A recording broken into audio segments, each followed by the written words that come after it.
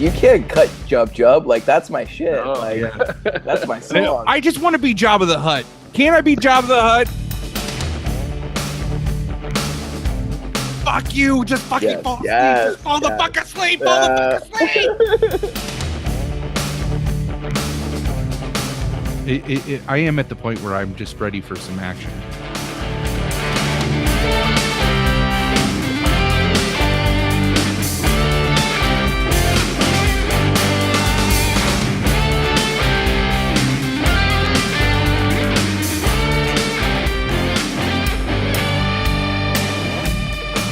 We are live. Greetings and salutations. Yeah, welcome to episode 34 of Long Walk Short Drink. I am Palmer, broadcasting live right now on YouTube, live streaming events from Dayton, Ohio. I'm Dave, talking to you from Northfield, Minnesota. And joining us for the third time, I think this is the most. You might be our first third timer. Yeah, Beyond our Twinkie. first third timer. Yeah, Beyond Twinkie. Joining us, Mr. J on episode 34. Welcome, Mr. J. Thank you for having me. I'm excited to be here. Yeah, excited to have you. Without further ado, let's open up a beer. You want to open one up? All right. What are we drinking? I got the old standby. The old standby there. Yep, award winner. How many words are on that bottle? Huh? Well, mine's got some, I think. I don't know. They don't announce them. I got a fine few. Pilsner. Yeah. Oh, And I got the Steiny bottles for the Miller Lights, which are kind of fun. They're nice. like shorter sort of vintage things. They pull out once a year. Nice. Just a J. I got the I don't know if you can see that or not. Travelers. But Nice. that's the Travelers pumpkin shandy. Oh, how is that? That's not bad. It's not bad. The pineapple one was absolutely stellar from the summer. I've never even heard of that. Oh man, was it good? And then I remember you talking about that. Their grapefruit one is really good too. That one I've had before. All right. All Well, right. on three, let's do this. On three. All right.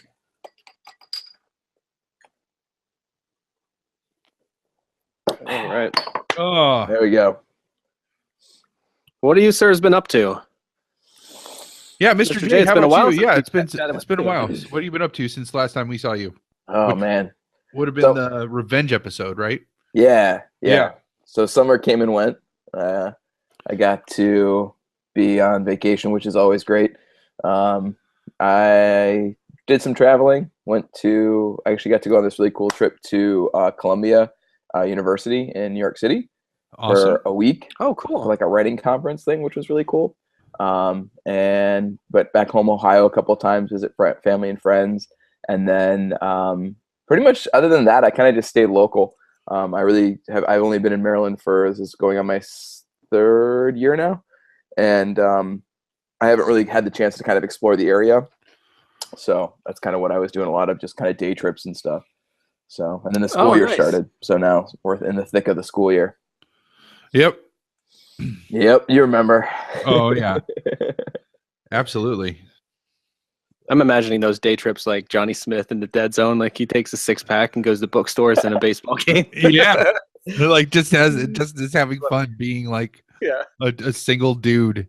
It was, Oh man. yeah, most of mine are they're not quite that exciting. I do a lot of historical trips, like go to historical sites and stuff like that, and Awesome. have a good time. You're in the like perfect area for those kind of trips Mhm. though. Yeah. Exactly. So yeah. Awesome. What about you, Palmer? How's things been going? When last we talked, you were in the thick of some work awfulness, and I'm guessing that's still Oh yeah, that's still true. That's still going. I'm hoping that after this week I'll be I'll at least have my head above the water, which will be nice. So, and then today with them offering to let me work from home more, that was a huge like weight off. So, just That's pretty because cool that when they offered. Like, Oh Yeah. no, absolutely, and it really makes sense to them because in the end they get those 3 hours back in production, like the 3 hours that I would spend in the, you know what I mean? Like, Yeah. it's so much easier. it's so hard to like work there for 8 hours and then spend an hour and 45 minutes in the car coming home to like just go right back to working for like 3 hours. You know what I mean? Like to just put in some extra time for the day, like it's just not happening. Yeah. Do you get And overtime pay or are you salaried? a salary. Oh, So yeah. that's Yeah. disgusting. So well, I mean, I guess technically I mean I'm non-exempt, so I would have to pay they would have to pay me overtime if I went over. But it's like I make that back up and other like I flex my time a lot and Oh, well, that's I good. make it back up. I really don't go that much over. But it's like, just some days where you just like get in a groove and you're like, if I had 3 more hours, like I'd be able to do 6 hours worth of work in 3 hours because that's just the kind of groove that I'm in. Yeah. Well, if I hit that while I'm in Columbus, like it doesn't matter how much of a groove I'm in. There's no way I'm like gonna just like climb right back behind a desk for 3 more hours once I get home. You know what I mean? Like, No. whereas if I say, look, if I work from home, I'll take that 3 hours that I would normally just be commuting, and if I hit a groove, like I'll put that 3 hours in behind the desk, no problem, because it's easier to do that when you're already there. You know what I mean? So it makes sense to them, and so they'll get it back in production. It just like eases the pressure. Like Ash said that, which was pretty astute. That's pretty accurate. It just eases the pressure a little bit. It doesn't make it as desperate to try to find something local now, so. Oh, that's good. Well, and you're not surrounded by that kind of desperate feeling of your other coworkers all overwhelmed in person. Oh yeah, That's no, gotta help. yeah, that does help as well. So, so there's that. We went to a wedding on Saturday. That's really about it. Like nothing too exciting.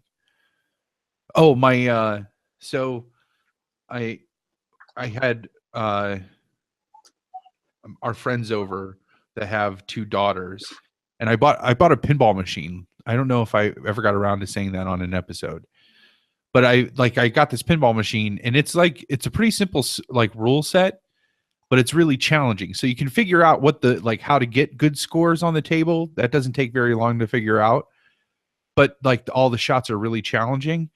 Man, their daughters came over when they came over for dinner, and I just showed them how to turn on the pinball machine and that you didn't need quarters. And then that's basically all I showed them is like how to start a game. And so like a pinball machine has a knocker in it, and you get the knocker if like you get a free game, you get an extra ball, you get it, or you get a high score, right? And they were getting knockers left and like I'm like, these kids are gonna like, how are kids that good at shit when you first show it to them? Like, so it just blows my mind at how they're just like, yep, and there it is. There's that.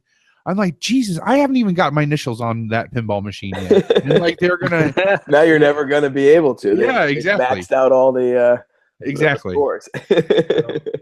That was fun. That was something exciting that happened since the last time we talked. How about you, Dave? What have you been up to? Oh man, I've been a lot really. I went through like a 6 to 8 week stretch where I was really working on the podcast a lot, editing it and stuff. And since we've come up with this new workflow, I've been able to work on some other things which have been great. As I say that out loud, I wonder how much of them I want to talk about till they're actually like a thing, which probably will take a while. But like basically, well, one of them is I'm working on like a 10th anniversary edition of an album length EP from a group called NJ's and the Jeff that were Mr. J. I don't know, maybe you remember them from our days in Kent. Yep. That band, Brian Yost played with me when I can have a drummer, and then that was a 3-piece, and their guitarist, the Jeff, also played with me this last tour. So I got to know them both, whereas I only really knew Yost prior to that. And they played this EP of their 3-piece. It's very much like a Cream type vibe, rock trio, when we were driving from I thought it was pretty cool, and I couldn't believe that Yoast only had like an MP3 of it. So this is like 2 years ago, and I started pestering the Jeff about. I'm like, I need the CD so that we can get a WAV file so that we can remaster this thing and put it up on the Dreaming Out Loud archive. And it took about a year to get the CD, or 6 months or something like that. And then we got it remastered, and I've been trying to track down all these various elements. Like they went on a tour in 2007. Sorry, my dog is a nightmare tonight. I am going to eat your whole head. Get out of here. Jesus. So cute. I don't know what's wrong with her. Actually, yeah, the bride is out of town tonight, and I think they're just mad about it. That's what's wrong. Yeah, that's I really think that's the case. There's no bride in the house. To ignore them. I'm sorry about the noise. They don't need anything. Believe you me, I've given them tons of treats, taken them out a bunch of times. They're just obnoxious. But I was trying to get all these different elements, and I've almost got them all. Like Moto remastered their album, and it sounds great and rocking. And then I guess I started looking around online for pictures of them, and I was reminded that they went on this spring tour, and they took along a photographer with them. They paid her way and everything. The only thing she had to do was take pictures for them and do their merch. So there's all of these pictures from this tour that they took, and I done stuff for me as well. So I reached out to her to try to get. All I found was like reference. I mean, I found stuff on the old MySpace, but it was like, thumbnails compared to what we would need. Today, I got the last of all of those pictures from her. It was over 1,000 pictures. I don't know. It was so many. Wow. Wow. But in a lot of them, Yoast is holding this little camcorder, which I'd known now. I'd known that I'd known that since sometime last year. So I started pestering him. I'm like, hey man, where's all this footage? Like we can, with the 10th anniversary, digital album, there could also be a tour diary. And he's like, oh man, I don't know. I've never looked at those tapes, which blows my mind. I couldn't believe that.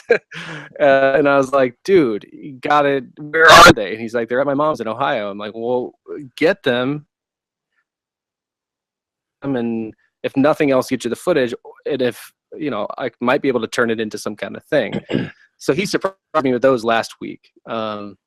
And so it's like the five tapes, and most of the time each tape is a city, and it's the last of like that bygone era of like camcorder footage before cell phones, where those things like they had a narrative to them, sort of.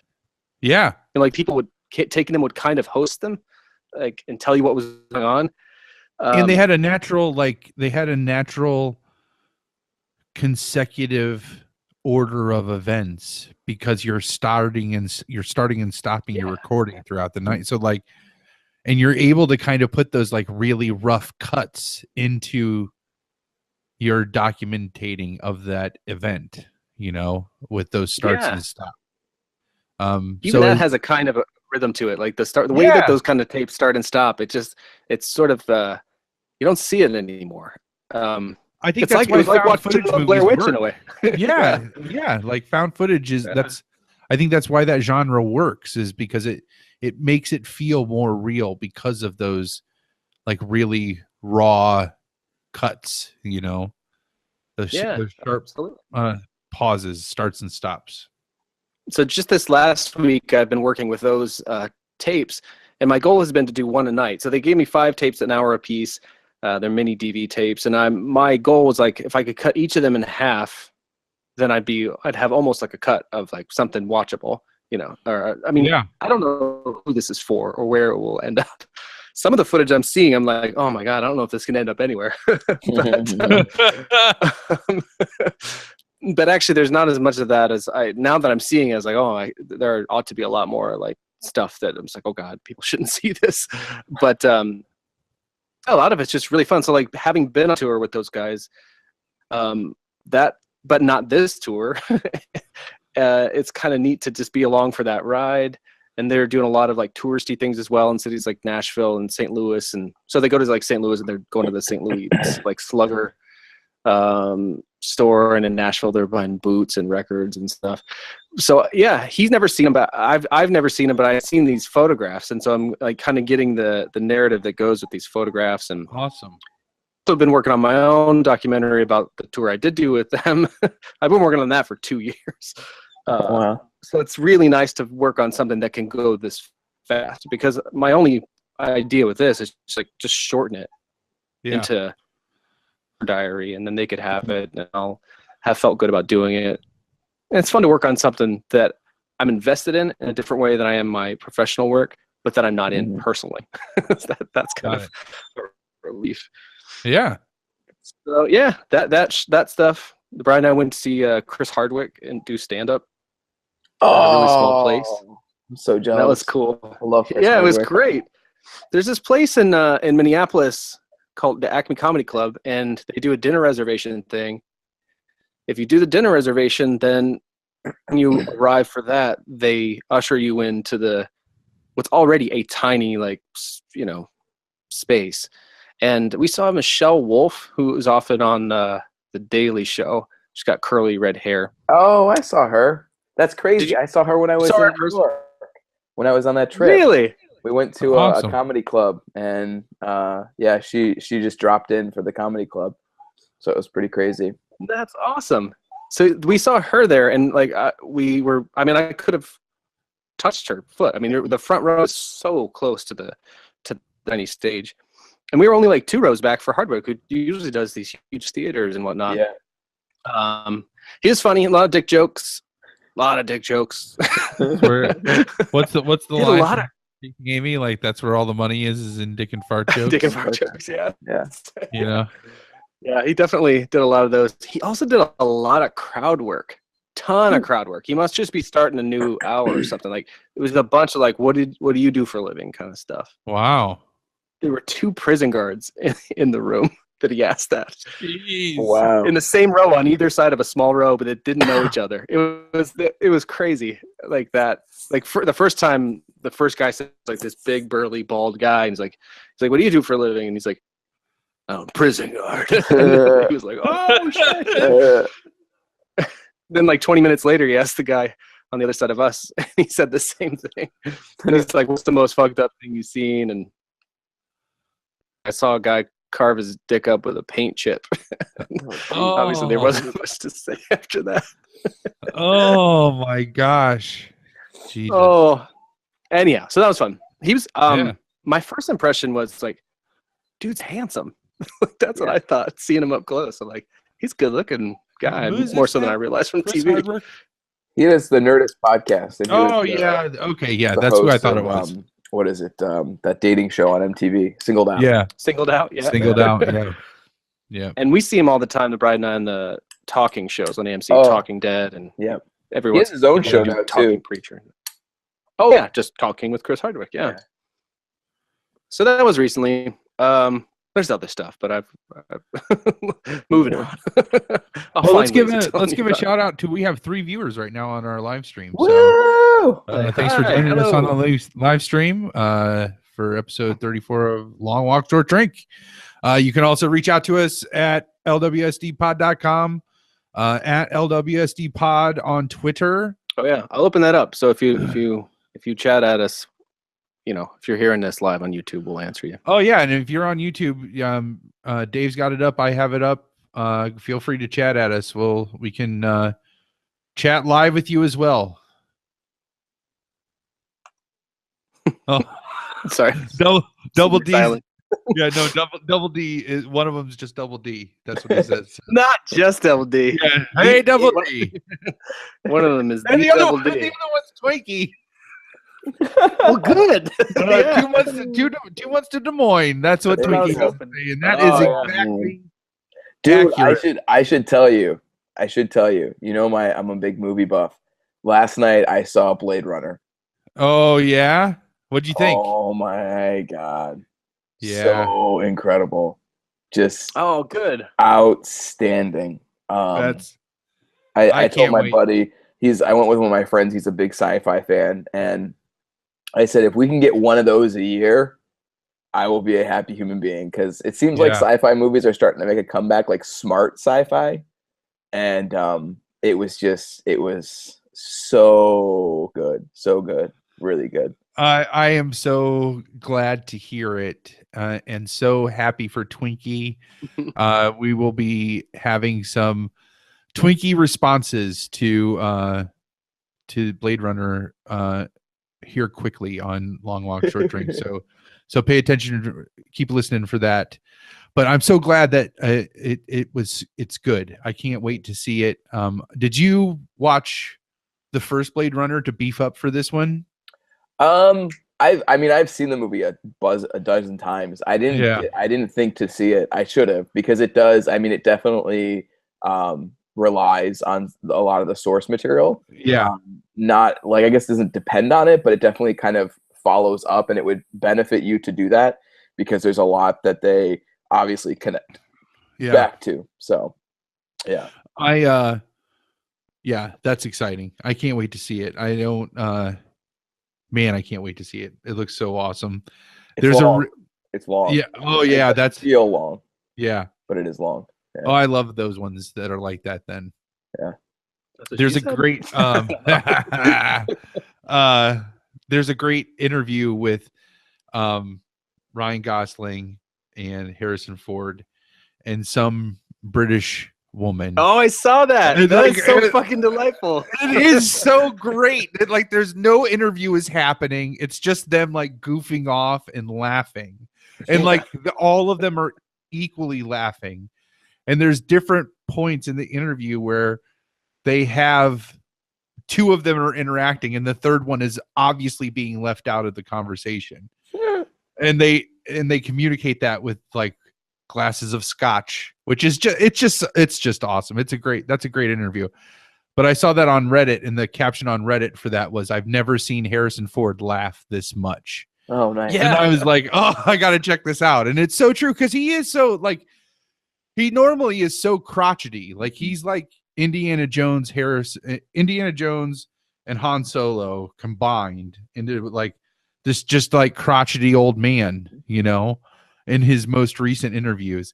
So it was just so awesome to see him. Like, he was just totally fun, just like having a good time. I'll add that to the YouTube page for, you know, stuff mentioned on the show. It's a fun one to see. It is a fun one. So we're going to see it too, the bride and I. We almost saw it last night, but we're going to go, I think, on Friday.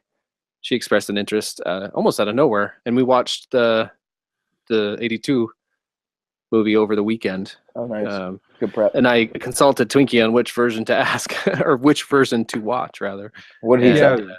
He recommended the final cut. The like 2012 cut or whatever. Is that that sounds right.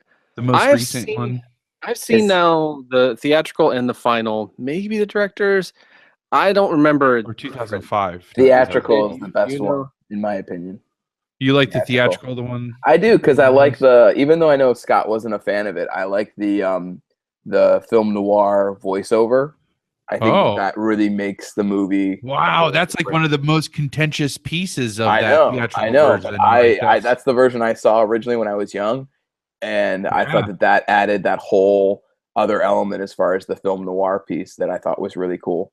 I think that is a big, like that's a big that's kind of proof on how nostalgia can override purism, where like it's the same thing with the like original cuts of the trilogy. Oh yeah. You know, like we don't need special editions, because we grew up like we still love those movies with all those things that you say are like defects we love.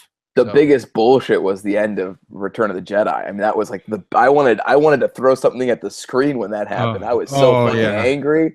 I'm like, you can't cut Jub. Like, that's my shit.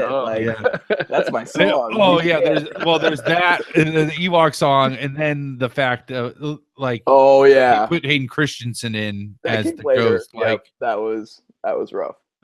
Because it's not enough that you changed them. It's that you continue to make them worse with subsequent changes. Yep. Sorry, I totally hoodwinked that conversation from Blade Runner to Star Wars, and not. But back to Des Moines, though. Like that brings us back to Des Moines. There you go. It feels so real now. Like, we have tickets, Dave. Yeah, and it's that place you talked about, right? The place that has Yeah, the that burgers like and Flick's whatnot? Brew House. So we're gonna like we can even get there earlier and like grab some burgers and beers before we go into the movie and take all that Like crap in with us. It's gonna be awesome. So the long walk short drink road trip. It's gonna be spectacular. I'm just imagining, like, if you've ever seen that movie, Wet Hot American Summer, Oh Yes. yeah. when they go into town, like that's what I'm Yeah. imagining. It's gonna be like it's gonna Yep. start really simple and then it's just gonna get fucking crazy. Yep. Oh man, like we're I feel bad for Twinkie and Dave because they both have to travel alone. Like I'm if everything goes according to plan, like I'm gonna get to ride out with Moto and Double D for the majority of the trip. And That car ride will probably be epic too. oh man, it's gonna be so fun because like Moto wants to stop at the American Pickers store, so that's Oh, on the way. So we're that's totally nice. gonna do that. Oh man, is it gonna be awesome? Gotta get a lot of video. I cleaned out that corner of my garage so I could start training for karate in the garage. That's so awesome. Make sure there's plenty of Can't room for wait. activities. That's really important. Yep. Actually, I did that just anyway, and then I wasn't until we were talking about Des Moines. I was like, wait a second, I didn't. I evidently didn't just do that to do it. I did. Yeah. This for a larger purpose. I was not yet aware of. Oh man, it's exciting. I'm sorry, I'm so yawny. I don't know All what the right. hell's wrong with You me. yawned and said worry. it's exciting. I know, Jesus. So I haven't seen anything new at the theater, but I did watch. I could say I could kind of. What the hell is this? Is everything okay? Sorry, I should laugh. That was so funny. So it's Double D's bride is texting me. Oh, she's like, what is she texting you? That there's no road trip plans have not been okayed yet. Ooh, look out! Well, I guess we know one of our viewers is. Yep. I think we know who another viewer is there. But so this could be my Palmer's pleasure. This could be tied into a King corner, but this isn't going to air in Halloween or in October, but it's being recorded in October, which is always the time of year that I just long for. She wants. I'm not texting right now. Like I'm in the middle of recording a show. Oh, we got to beep out. I said her name. Shit. So, I watched Netflix made a Stephen King adaptation, and I was not even aware of it. But they came out for Gerald's Game. They made a movie of that, which that's one of those Stephen King books. When you read it, you're like, this could never be anything other than a book, because it literally, there's a point where there's one character and it's all internal monologue, and it's like, how would they do this as a movie? They did it. They nailed it. It was a really good adaptation. Like I was really impressed with it. Yeah. What's that? Your mic just cut out. Oh, can you tell us what it's about? Oh yeah, your mic's really bad, dude. You sound like you're talking through a stormtrooper helmet while wearing another larger stormtrooper helmet. We lost him. Yep. He's gone. He might have just muted his camera. Oh yeah. To like catch his bandwidth Oh, up. he's back. Yep. Talking to the mic, Dave. Oh yeah, now we got nothing. Do we have the little image to put up that says like "stand by for technical difficulties"?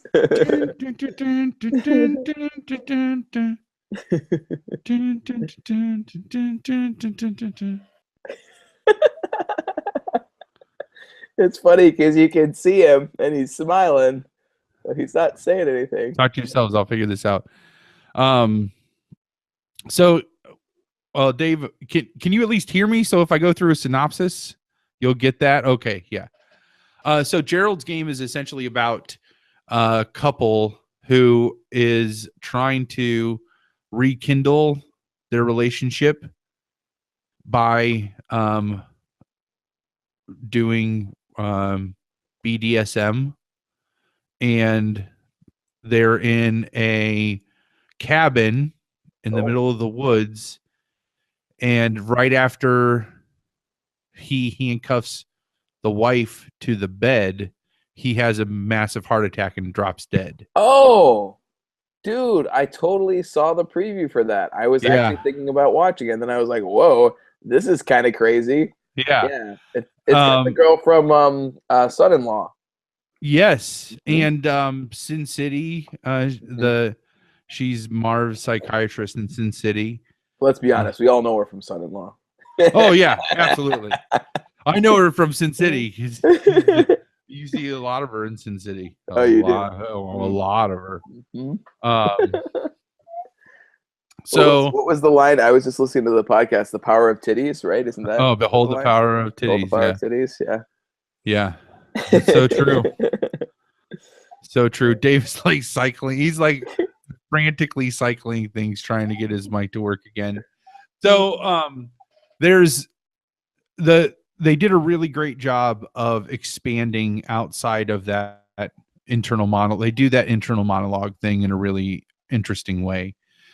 They pad the story a little bit more. I mean, because I don't know why. I mean, I guess I do know why they had to do that, but to make it more interesting. But it was really good.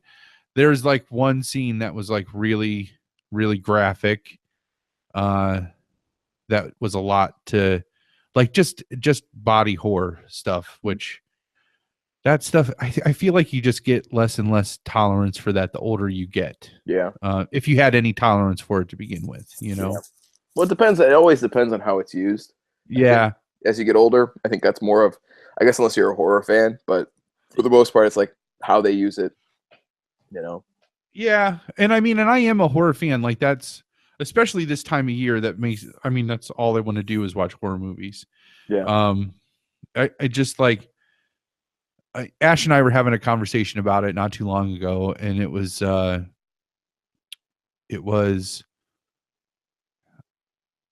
basically about how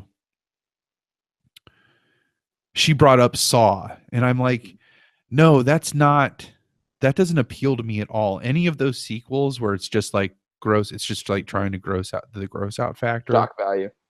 It just really yeah, no. But I'm like, but the first one is like really well done. It's really artistic. I saw the first one. I remember seeing it in theaters. I thought it was pretty good. And so scary. It like totally was terrifying. I really dug the first one, but that to me is so different than all the rest. And I heard even if there was a couple like later on in the series where they're like, oh my gosh, it totally like that one just redeemed the series, but it's still, I'm not trying to watch those. A horror movie to me isn't like making me gag and almost throw up. Like that's not what a horror movie is. Like I should feel uncomfortable, but not like grossed out.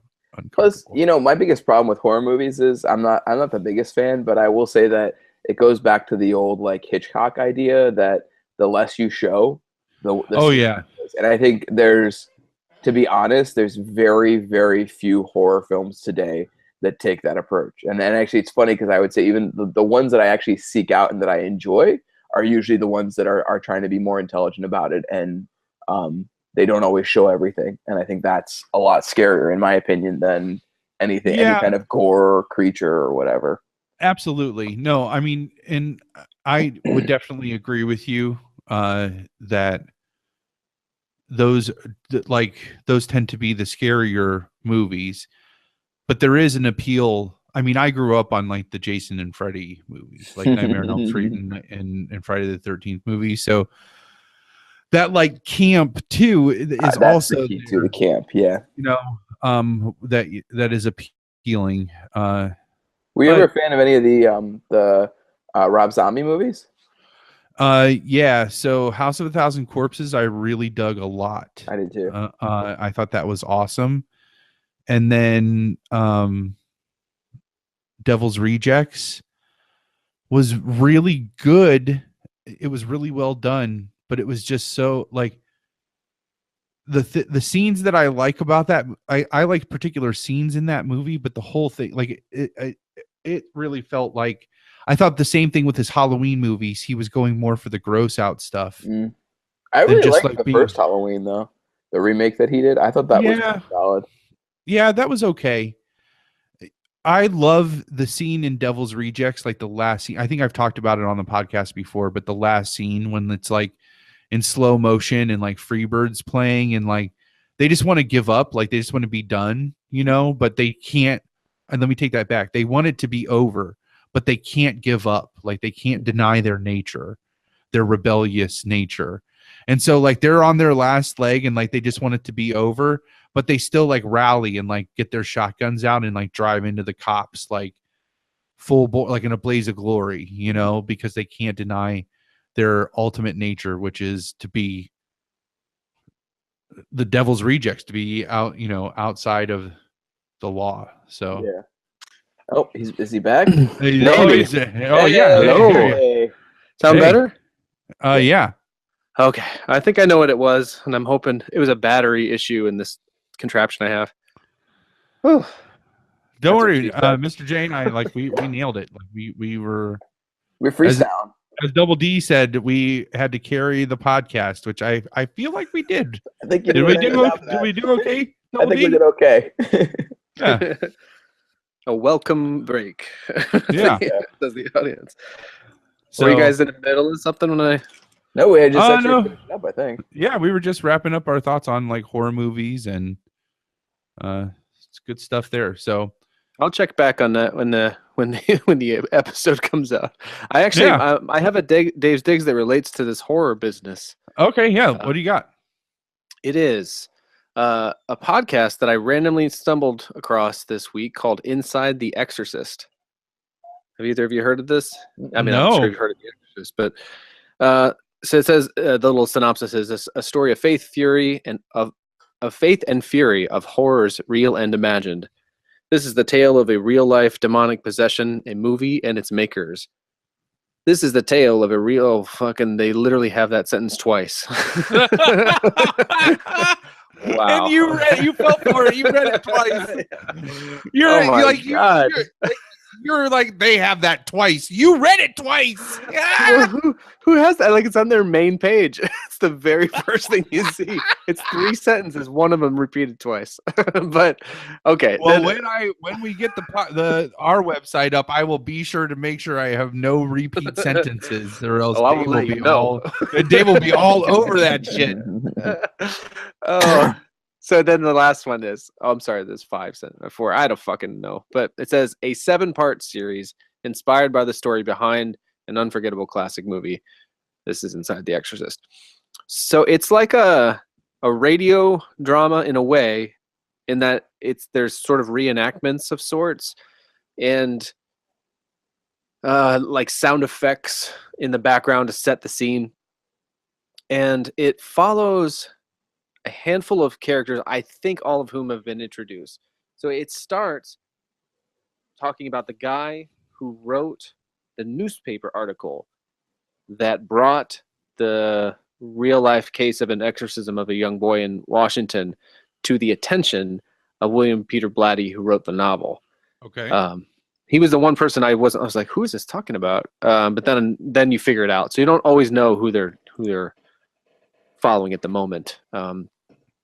And then it jumps to, I think, to talking about that little boy in the Georgetown area in the, I want to say the 50s, the 40s or the 50s is when this happened. That's like the real case on which The Exorcist is based. Yeah. And then it talks about, and then all of these are always sort of first-person accounts. Well, not really first-person. They're like little vignettes told third-person omniscient, like talking about, they'll give you the date, and then they'll say like William Peter Blatty was a sophomore at Georgetown University. So they follow him, the author, as well. Follow Linda Blair, and William Friedkin, and the Wow. director of The Exorcist. So it's an interesting way they tell these stories that I'm very familiar with. And it's about half hour per episode. I don't know if they dropped 2 at once or just there was 2 available before I became aware of it. No, they dropped them both yesterday. Yeah, and it's been like at first I wasn't sure if I liked it, but once I figured out what they were doing, then I started to really get into it and just enjoy the anecdotes and the way that they're weaving together all of these people's lives surrounding the story in kind of this sort of suggesting that they're all haunted in certain ways. I don't know how they're gonna like pull it all together. Like your microphone. Is that gone again? Yeah, it's all haunted. It's haunted again. Maybe we need to have an exorcist. The power of Christ compels you. With the 12 volt battery, 9 volt battery. I don't know if you can hear me. 9 volt, yeah. Was dead, and then I tried another one. Don't you have one in your smoke detector? Just snag that bad boy. Yeah. Oh, or losing Yeah, I it. can't hear it. I'm sure that was very enlightening, but it was lost to the ethos. Oh man. I don't know what he was talking about The Exorcist. Have you ever seen that movie? Nope. Oh no. Like I said, I'm not the biggest horror person. Yeah. I try to see. I mean, that's a classic. I do need to see it at some point, but I've seen most of the classics, but that's probably where I limit. I'm just not the biggest horror person. Yeah. So It is not I for did everybody. see it, though. I did see it. What did you think of that? I really liked it a lot. It was and crazy good, wasn't it? It was. Oh. I think it was like the perfect balance of like that, like coming of age kind of like Goonies style type story with like the true horror. Yep. I think that pushed me through a lot of like the more horrific parts. Yeah. Because it did get pretty intense. But I think it was so. We talked. Dave and I did like the last episode. It hasn't even come out yet, but we devote pretty much the whole thing to a conversation about it. Mhm. But one of the things we talk about is how effective it was that they let it be rated R and let those kids talk like real kids. Like, yeah. Trust me, I know. We do yeah, know. I know. I know that's how kids. I know that's Yeah. how I talked when there was no grown-ups Yeah. around growing up. It's funny because all my kids, a lot of my 7th graders are like, "You've seen it? I've seen it," and I'm like, why have you seen it? Why have you seen this movie? This is not appropriate. No, yeah, but you isn't. remember being that age. You remember Yep. like sneaking into those movies. Like I think of the shit that I used to watch in 7th grade. My mom would have rented that for me. Like she would have been like, right? "Guess what I rented? Like I got it. Like we're gonna watch it tonight." I remember. So like when I was in, I guess it was 7th or 8th grade, the big like taboo movie was American Pie. That was like the taboo movie, and my parents would not. And it's funny because like my parents would like let me see like Schwarzenegger stuff at like age 8, Yeah. But like no boobs. American Pie, like no, you can't see that. And I remember I had my one friend. Everyone has that one friend that like their parents let them watch whatever the hell they wanted, and like I was that friend. You were that friend. I was that friend. Yeah. But yeah, so we I had one buddy who had it, and we watched that. I mean, that was a big deal. Wild Things, that was another big one. Yeah. That was a big one. But yeah, it's just funny because you remember as a teacher, you have to like toe that line and be like, well, you shouldn't be watching that movie because that's not appropriate. Yeah. But in the back of your mind, like, yeah, I'd fucking see that movie if I was in 7th grade too. So, hell yeah, I would want to go see it. Like I know I would have. I know it would have been like no question I would have got to see it. So yeah. I just thought it was so well done. I'm so excited to see if he can pull it off for the second one because it's arguably it's arguably the more boring part of the story. It's like the grown-up version of the same story. They've been making killer money on it as far as like the box office has been huge. It's the highest grossing horror movie of all time. It surpassed Sixth Sense. Wow. He's back. Dave's back. I think it's. Is it better now? I think it might be good. Yeah, You're good. yeah, it sounds good. You might be Okay, if your peaking house just a little burns bit. down, don't worry about it. We'll look for smoke in the yeah. background. Is it peaking? Is it too much? Oh, that sounds a lot better.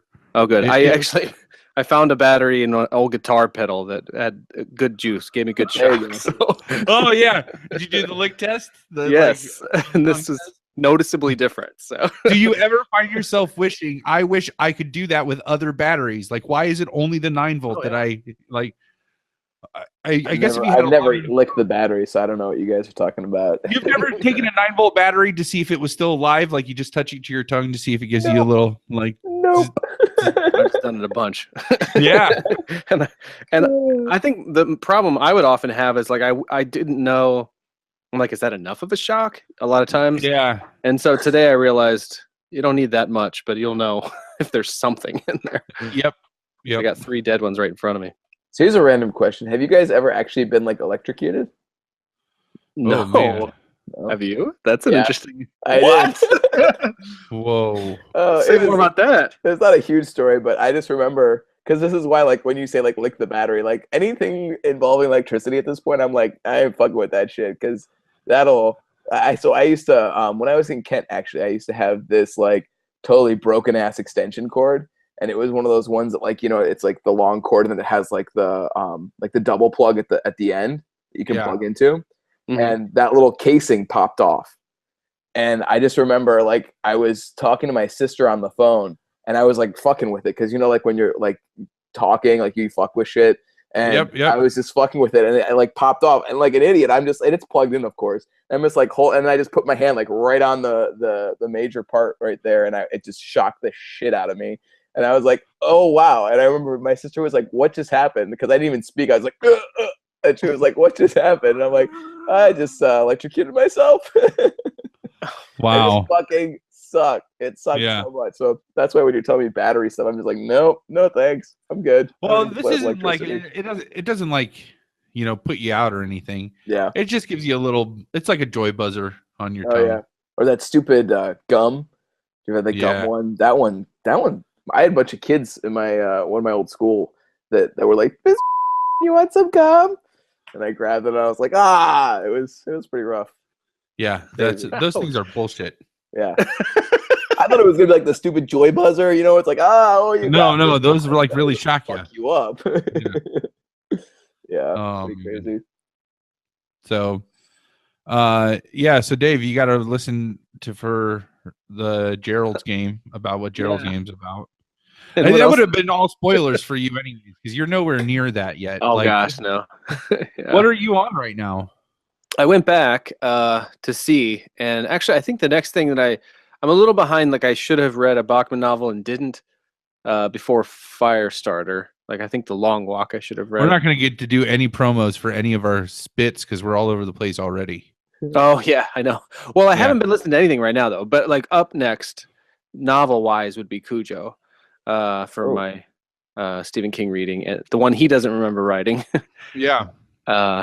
And I did get that Bachman, like that hardback collection of Bachman books, and the bride and I are about to go out of town for a few days, like on a fall break. Did so I I'm ever taking it give with you Long Walk? I was supposed to put that up for you, wasn't I? And I never did.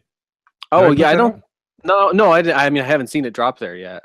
Okay. So if you have that, that'd be awesome. Yeah, I can do that. Is that what you need? Is that the one you need? Long Walk. Yeah. Right. And then whatever. If you have them sorted by Bachman, I can't. Bachmans are hard to get a hold of, I think, because oh yeah, they're just less available. Yeah. And I put that other thing in there for you. Oh yeah, nice. Right. Yeah. It's a good thing we don't have viewers. Talking about it on on our free avenues of getting our podcast out. Yeah. Man, if we were monetized, we would be demonetized in a heartbeat. I did find out. I checked into our Audible thing, and it's good through like 2020. So I think anytime we talk about a book, Audible trial.com/LWSD to get your free audiobook. Highly recommend downloading it or the Dead Zone. You could get the Dead Zone and go back. Oh, Dead Zone. You go back and listen to the Dead Zone Book Club while you listen to that audiobook. Anything, honestly, by Stephen King. highly recommended. You could take the Double D route and get start your journey down towards the Dark Tower.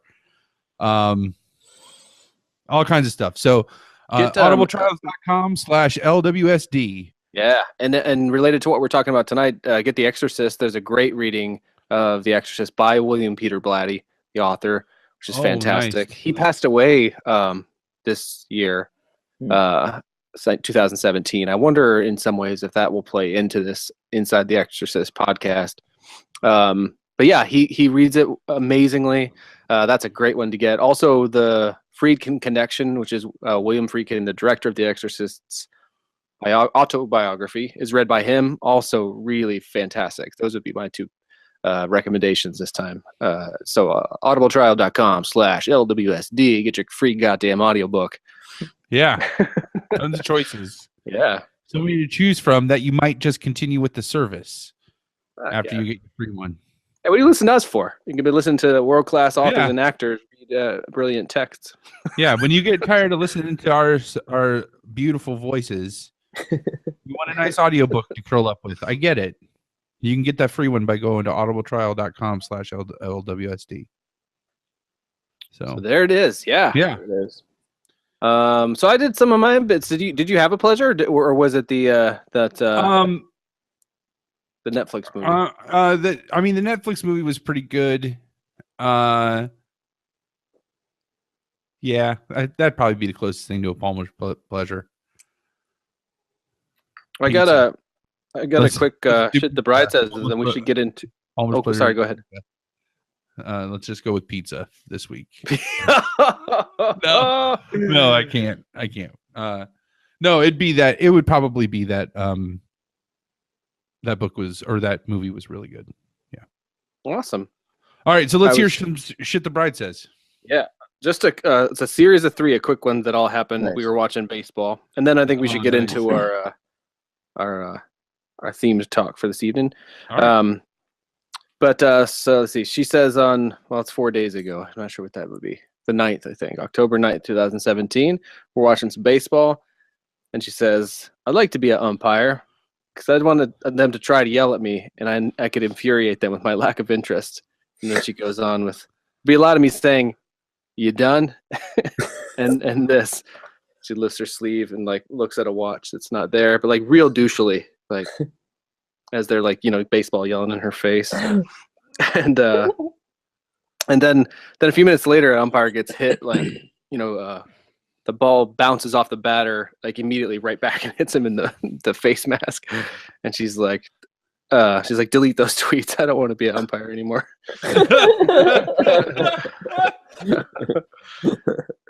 So you can follow that on Twitter at shitdubride says, DA shitdubride says. Yeah. And then we'll read them online occasionally. But yeah, she's a joy, a delight. Absolutely. Horny lady. And not the person that those tweets represent. That's her disclaimer, right? Yeah. Though this one was pretty innocent this time. Yeah. Yeah. Sometimes they get pretty. In fact, she was telling me recently, she's like, I was reading back over my Twitter. She says, she's like, I feel like I'm kind of a bully. And I was like, no comment. And she's like, and she cheats at mercy. So yes, she's a bully and she cheats at mercy. I can't remember what she said. I can't remember what she said after that. I mean, she didn't, and I was like, nah, don't worry about it. But and then but I was reminded of something. Maybe she said that because I said this to her recently. She was doing something. I'm like, you're being a bully. She goes, I don't bully you. I just tell you hard truths. I meant to tweet that one, but I couldn't at the time. I don't remember. That should be a T-shirt. You should make that into a T-shirt. Yeah. It's not bullying. It's just hard truth. It's just hard truth. So we said that's become a thing already in the house where we'll just be like hashtag hard truths. Oh man, that is awesome. Awesome. Oh, well, all right. Mr. Jade reached out a while back when we started talking health stats. Yeah. And that's sort of what brought about. Right before I fell off the wagon. I'm glad that we're doing this because I got to get back on the wagon. As I consume the caloric equivalent of a loaf of bread. Oh, that's funny. So so Palmer has been looking to did a smoking stats for a long time, and then he's looking to make some other changes and maybe I don't know if we'll call it health stats or what it will be, but we've talked about that a lot in recent episodes. And Mr. J, when was the last thing you heard? Did you hear us talk about it? Probably No, not. the 'Cause that hasn't come last out yet. I haven't listened to the last one that was posted. I just finished the one with pumps. Oh, That okay. was the last one I finished. So yeah, which was I think we've talked about it even a little bit again. Actually, Mr. J and I were talking it the second time your mic went out. He Yep. saw it. And so we were just kind of touching base about that. Oh, that's cool. You dug it, I'm guessing? Yeah, no, I really liked it.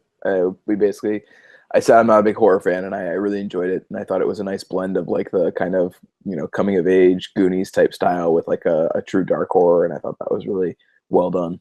Yeah. Sweet. Yeah.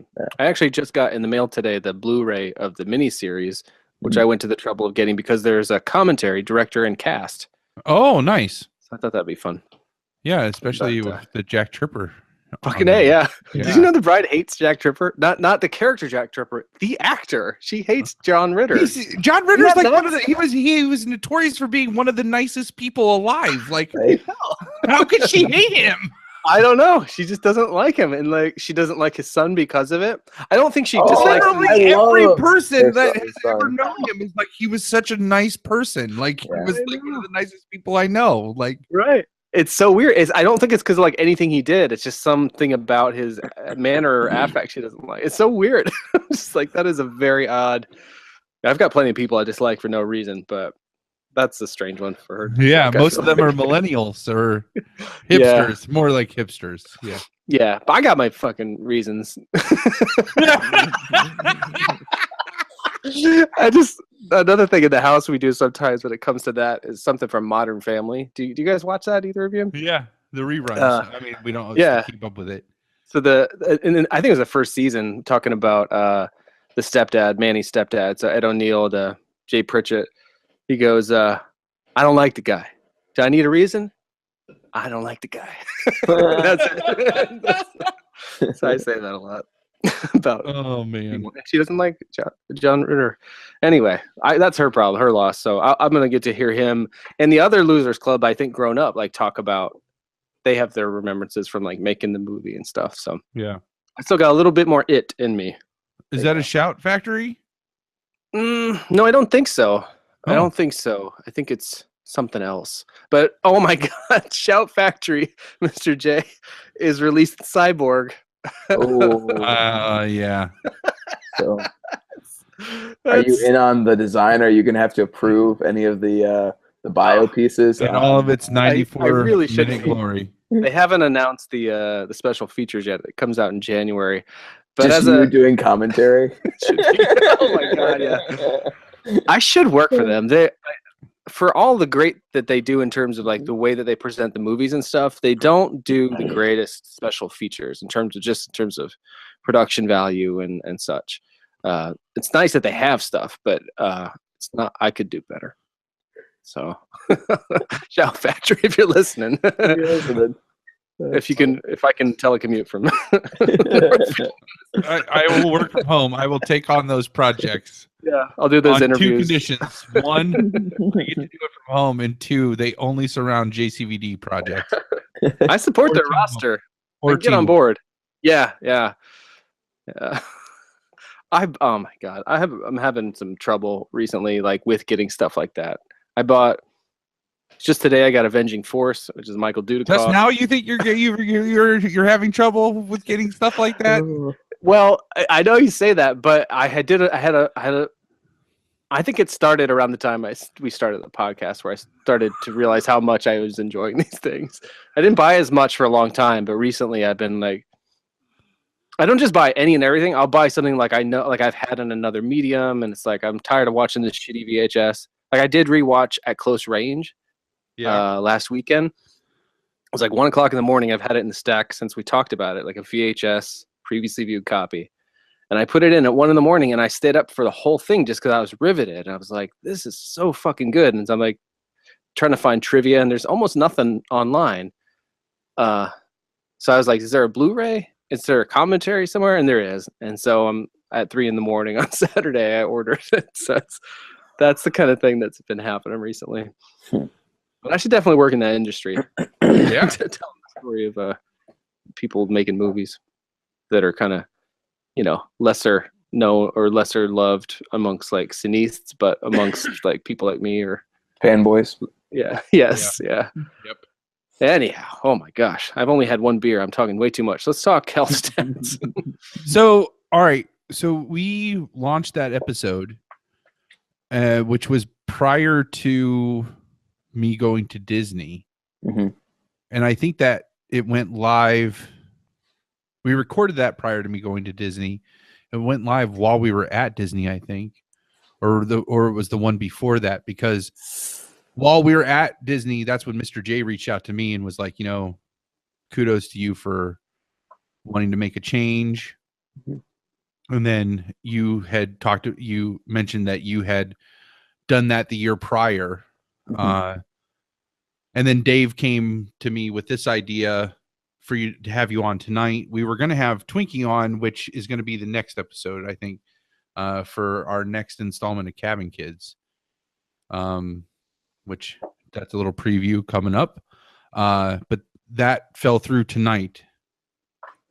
So thanks for coming on and wanting to talk health stuff. No problem. Yeah, it kind of worked out great. It did work out awesome. So I think I want to try to just get different people's takes on health and listen to other people's journeys. Yeah. So I can. So basically, I listened to that episode and you've already mentioned this a couple of times, but I've always appreciated the honesty that you guys are on the podcast and how much you guys kind of go in depth, because that obviously as a listener it hits home. And I think for when you were talking about the whole idea of how you're going to kind of change some things, and it definitely, I was like, oh, I could talk a little bit about this because it's something that I've been trying to do really, I would say, for the past probably like 5 years now, going strong. Yeah.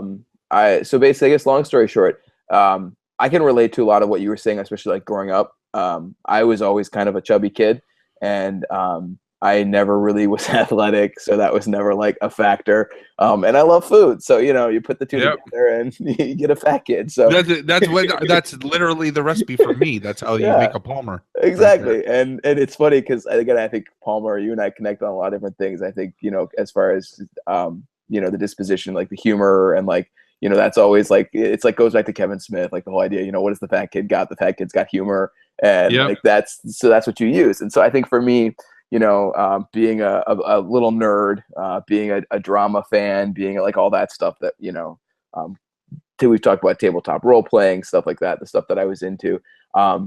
Athletics wasn't really one of them, and so I was always like kind of chubby. I would say like in high school I had a little bit of like trying to do like some lifting of weights and stuff, but never really committed to it. And even in college, like I would occasionally go to like the rec and whatnot.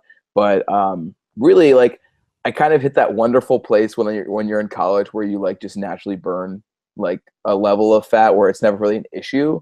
Like if you know what I mean? Like if you're not super active, but like you're at least like moving around and stuff, like you're not like in jeopardy. But then obviously as you get sedentary, you don't spend 20 hours a day sitting. Exactly. Yeah. And then as you get older, like like just shit just piles up a lot quicker. And I remember I want to say it was like maybe 2011, I want to say. I had kind of a little bit of a health scare in that I found I can't remember what got me to this point, but they did like I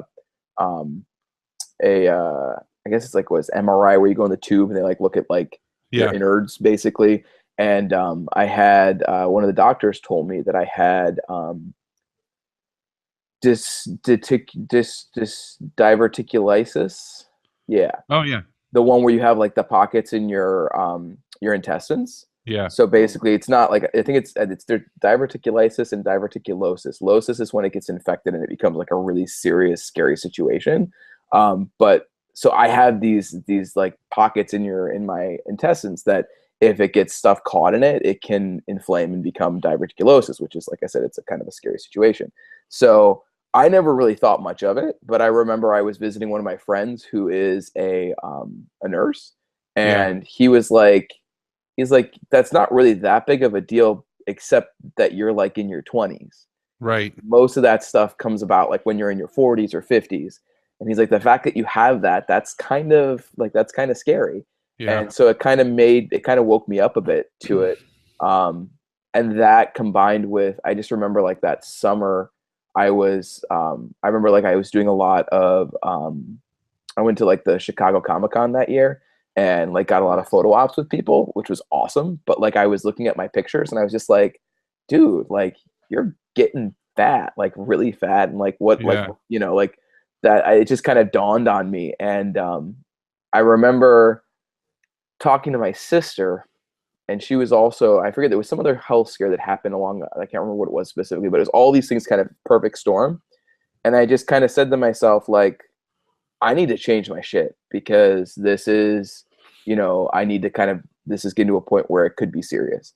And so I remember like I had a bike, and I took the bike back from my parents' house back to my apartment at the time when I was living in Willoughby. And I just said, you know what, I'm just going to fucking like, I could always bike. Like bike was always something that I could do. And I was like, I'll just, start biking in the morning. Right. And I remember I had a good friend that told me that you always want to do your workouts in the morning because if you do it at the end of the day, it's a lot harder because you have to kind of find the energy. And I'm sure Palmer as a teacher, being a former teacher, like when you come home, like you don't want to fucking do anything. No. So the idea of working out after dealing with prepubescent 7th and 8th graders all day, and That's parents, already a workout. exactly. So it was Yeah. just it's not going to happen. So I started biking, and little by little, I was starting to get a little more into it, and that's also how I became a morning person. Because I think I've told you this story about like how I get up at like 5, usually most mornings, just to kind of get out and do stuff. Yeah.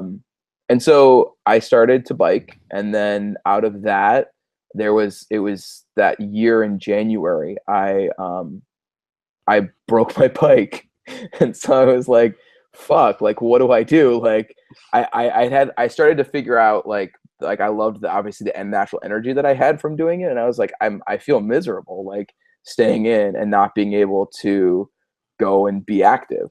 Right. And so I said, you know what, like I've never ever been a runner, ever. Like it was Yeah. the last thing I remember. Like in college, I tried once to run, and I always had shin splints as a kid, so that was always like that never helped.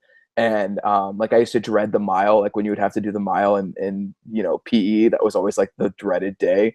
But like I was like, you know what, like I've been biking for a while, and that obviously builds up your leg resistance, so I could probably just like try running a mile. And that was what I said, I'll just run 1 mile. And I remember doing it and being like, that wasn't so bad. Like I could do it, and I was surprised that I could actually do it. And so I just started out doing running, and then it became, I don't even bike anymore, I just run. And so I started running, and I started getting like really kind of doing it more and more in like longer strides. And I don't know, like it's funny because like I would have never thought of myself as a runner ever. But I've slowly become that, and I've been running for 5 years now, in the mornings. Awesome. And it started out with like 2 days a week, getting up at like 5 in the morning and going and running a couple miles. And then and that was kind of the other point I wanted to make that I thought was really wise of you in kind of when you were talking about like how you stay motivated, because you can never make it about the weight loss. Oh yeah. And that was like, as soon as you said that, I'm like, I'm so glad that you said that right away, because I think that's the pit that most people fall into is Yep. they always make it about the weight loss. And I kind of picked up early that it should always be about the things that you'll always get out of it. So like for me, it was like that natural running high, and like the fact that I just feel incredibly more energetic and motivated during the day, and it gets me through my days, and I have a lot better temperament. And so that kind of started me out, and then now I've kind of moved to the same friend that was a nurse, actually, he's kind of like a guy's guy, and he was telling me that he was doing yoga, and like for me, like it was like fucking yoga, like that's not what Right. girls do, and that's not really a guy Right. thing, kind of that mentality. And he was just like, yeah, but he's like, I've been doing yoga for a while now, and it's helped me out a lot in kind of my day-to-day stuff. It really kind of helps flex you out and gets you kind of so you can basically your body can withstand more abuse. And so I thought naturally, like as a runner, like your knees and your legs get destroyed from running. So I was like, all right, maybe I'll just like give it a shot because I wanted something different. And so then that kind of shifted me now to what my routine is, where I do running 3 days a week in the morning, and I do yoga twice a week in the morning. And it's just kind of, I guess, built me into like little steps. Yeah. Oh no, I'm sorry. Did you let your diet just naturally fall into place with that exercise routine? Well, it's funny you say that because diet was not a thing. Never was a thing. I was like, fuck that. Like, I want to eat what I want to eat. Right. This is why I run. This is why I do things. That's so funny because it's like Louis C.K. has this awesome line where in one of his stand-ups where he's like, I have to run 5 miles 3 times a week just to look like this. Like, and like it's a funny joke, but really what it means is like that's exactly what that means is like I run this much so that I can still eat what I want and still, you know what I mean? Like, which I mean, I definitely need to make changes on my diet. Definitely. It's can't hard, have that mentality of like, I eat what I want. Cause what I want is so drastically different quantity wise and calorie wise than what your cravings are, what Dave's like, one of the things though I can tell you, because this helped me out a lot too, was I used to, growing up, I drank pop so much. And I'm actually glad I can say that because here in Maryland, I get shit for that. I have to say soda. But so pop. We Ohio kids. we Ohio kids, that's right. So I used to drink pop all the fucking time growing up. Like as a kid, like it was always like, I don't think I ever drank water, to be honest.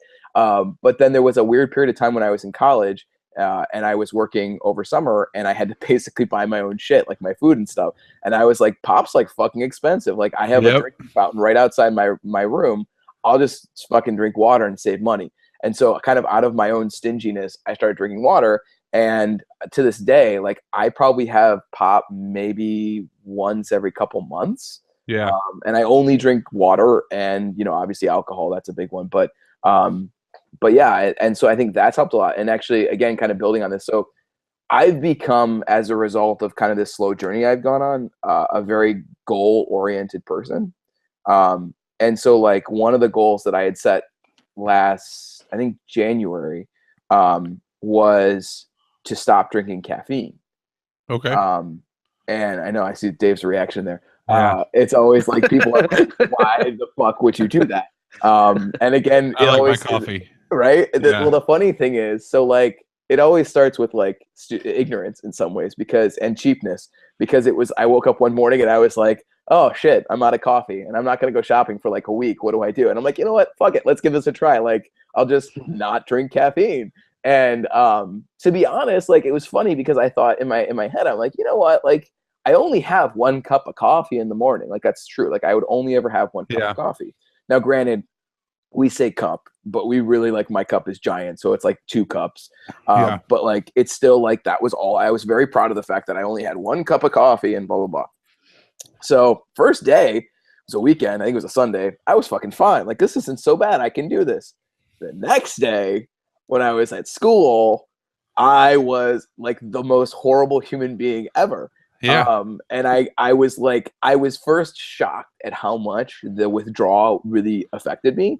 Because here I was thinking, oh, I only have 1 cup of coffee a day. And it was, I can't even describe the amount of pain, like just like in the headache and just like the withdrawal that I had. Did Whole30. I know what you're talking about. Yes, it fucking sucks. Yeah. But the second day, or I guess it was the third day wasn't so bad. Fourth day, I was fine. And by then, it started to get to a point, because what I was originally trying to do, my goal was to drink more water. So I was like, if I'm drinking less caffeine and drinking less coffee, then I'll have more time to drink more water. So it was kind of like a result of that. And I will say that I do drink a lot of water now, and it's helped me a lot. And I sleep a lot better. My Yeah. sleep cycles are a lot better, and I still do drink caffeine on occasion. But if you ask any of my friends, you never want to be around me when I do drink caffeine because I become like a 12-year-old and I'm really fucking annoying and like totally energized. But yeah, so I think, that was part of it. And you mentioned the diet thing. So like probably a month ago or maybe 2 months ago, I started looking at my body and kind of being like, I'm not happy with my body. And it's never really been a thing for me. But I've just I think of the work that I do put into it. And Yeah. I realize that if I want to be, I don't want to ever be like, I don't think I have any body image issues, but I would say that like I can be comfortably a little overweight and be happy with myself and be proud of who I am. But I also, there's an element of like, I know I can do better. Because what would happen is, and again, maybe Palmer, you can relate a little bit to this, but like the whole coming home after work, like, and especially where so like my current situation is, I don't know if you guys know anything about Maryland traffic, but it fucking sucks. It's a nightmare. Terrible. Yeah. Like I've driven everywhere but California, and it's by far the worst track I've ever been in. Like their rush hour ends up being like, I want to say 3 hours. It just, and where I am, because I'm like right by Annapolis and kind of near DC, and so like there's a lot of traffic coming out of DC and into DC. Baltimore's near me as well, so it's just a lot of fucking traffic. So long story short, I have to make it like a split decision when I get done at school if I'm coming home or if I'm staying, because Right. if I don't leave right at like 3:45, like I'm fucked. And so I just basically the last like 2 years, I just kind of accepted that, well, I live far away and I'm just gonna have to wait until like 6 or 7 every night to go home. And so I get home really late and then I'd just be fucking starving. And so Yep. my diet was a disaster. Like it was just like, I just wanted carbs. I just wanted sugar. I just wanted As like many calories as fast as possible. Exactly. And Greasy, sugary ones. all of it. And Yeah. so I completely knew that that's part of my problem. So the past couple, I would say like probably 2 months or so, I've slowly started to change a lot of that. And I have really tried. I have a buddy who's kind of teaching me like healthy habits versus healthy foods. Because he Yeah. says if you can learn the habits, then you can control your hunger, you can control your cravings more, and that's what gets you through. Versus just like he's like, I could tell you just eat salad or whatever, but he said that that's not really a successful long term plan. Right. And so he told me like one of the things he said was I have to eat longer, like so like my meals need to be longer as far as how much time I take. And then he also said like I have to only eat to a like 80% of what I would say is full. So you're a Right. little bit hungry every time because you're trying to get that understanding, better communication between your head and your stomach. Right. And so with that, and then like I've just kind of created like a list of all primarily vegetables that I just consistently have in my fridge. And I started to just say I'm going to have salad like twice a night, like for twice a week for a dinner as Yeah. part of that transition. And now it's gotten to the point where I've gotten so into it that I probably have like either salad, like I'll usually salad, or like sometimes I'll have like tacos, but like no meat, like just like straight veggies, Yeah. and other kind of healthy things. And I've tried to get rid of a lot of the shit that I just have like that I just snack on. And so that's, again, it's been kind of a slow process, but I would say that I feel like not only am I more full of energy, but I'm starting to get a little more proud of like my body and like, Right. I'm not trying to make that the thing, but it's definitely become a bit of a result, and it's been good. No, So it's definitely a nice side effect. And thanks for sharing that. It definitely, like I said, I want to like get this. I like the idea of collecting like people's journeys with this or insights that they have. And I know it's one of those things that like everybody has an opinion about, and everybody has ideas about things. I just don't want to. I just don't want to keep doing what I've done my entire life. Mm-hmm. You know what I mean? Yeah. And I know. I mean, a lot of what you said really aligns with my own thinking of like. I really look at this as like I look at it with the lens of an addictive personality, and that's really how I'm treating this. Is like I have an addiction to overeating, to carbohydrates, to sugar. You know, like I have addiction to all of those things, and I'm not going to be able to do anything. I mean, right now it just is like all of those things are more fun in my brain than not doing them. You know, it's the same thing with smoking. So it's just really trying to find that like thing that clicks, that like works with, that will outsmart me trying to outsmart myself. So, And I think too, if I can say, one of the things I wanted to tell you was the kind of two things. The first thing is that it's also about the support network. When I started running, people would always give me crap on Facebook about it because I'd always post. But the right. reality is, I told my friends this at one point that would always harp on it. I was like, this post is not for you. This post is for my other friends that are runners too, because the way that we stay motivated is by, kind of supporting each other. That Right. dog just totally opened that door. That was hysterical. But Oh my God. look at that. But yeah, I It's think weird the way the internet works. I wasn't sure if that was his dog or mine for a second. yeah, right. I was like, tanker. My dogs have finally settled down. But I think part of what you have to do is, and this is part of what I wanted to say to you as well, Palmer, is like, I'm here because if you need that support, that's part of what gets us through this. Is I think you need other people who are on the same journey to reach out to and who have been through the same thing. And the other thing I really wanted to say was, because this is kind of a big realization that I had over the past couple of years, that I really want you to hear as well, is, and it's maybe something that you went through growing up as well. When you grow up as a bit of an overweight kid, you get in your head a lot and you talk yourself out of things a lot. Oh yeah. And it's a lot about insecurities and things like that. And you have to know, I'm trying not to get emotional about this, but you have to know that you can do this. That I realized part of my journey the past, like, I don't know, maybe five or so years, is that I long since put, sorry, I did say my real name there. I'll have to bleep that out. Don't worry. Mr. J always viewed himself as, I put myself in a bottle, and there are things that Mr. J can do and Mr. J can't do. And I think that starts when you're in middle school. Mr. J could never run. Mr. J was never athletic. Mr. J could never eat healthy. Mr. J didn't like roller coasters or, high energy things or scary things, or there's all these things that we tell ourselves that we can't do. Yeah. And then we just become this inner voice in our head as we grow, as we just kind of continue to evolve through life, and we just believe it. And I started, there was one point, it started with the running thing, but it's just been kind of like this journey for me where I've said to myself, why can't I do this? Like, why, if I normally would say like, oh, well, sorry, I said it again. Mr. J can't do these things. Why? Like, where did that start and why does that happen? Because we get in our heads and we tell ourselves we can't do it, and that's bullshit.